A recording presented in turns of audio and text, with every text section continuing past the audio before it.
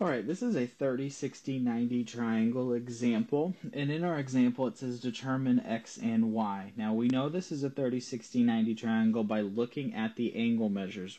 Okay, that's how we can tell. We tell that there's a right angle, 30-degree angle down there at the bottom, and a 60-degree angle at the top right. And that's how we tell it's a 30, 60, 90 triangle, by looking at the angle measures. Now, it tells us to determine x and y. The first thing we need to do when we have a 30, 60, 90 triangle is figure out whether we have the short side, the long side, or the hypotenuse. Okay? Remember, the short side is across from the 30, the long side is across from the 60, and the hypotenuse is the one across from the right angle, the longest side of the triangle.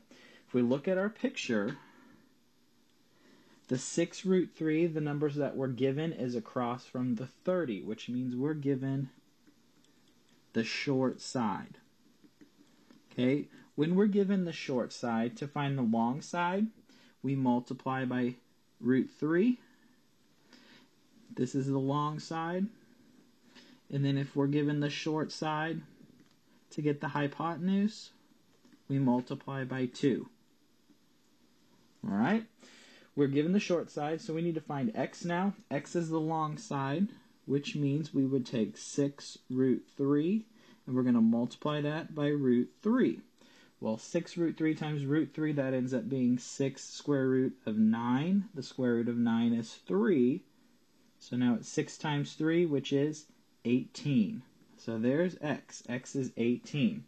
To get y, we multiply it by 2. So we have 6 root 3 times 2. I wrote this a little differently so I could tell that the 2 doesn't go under the radical sign. 6 times 2 is 12, and then the 2 does not go under the radical. It goes to the number out in front, so we're left with root 3. So there's y, 12 root 3. And that's how we would find x and y if we're given the short side of the triangle. Again, your rule for the short side, if you're given the short side, to find the long side, to multiply by root 3. To find the hypotenuse, you multiply by 2.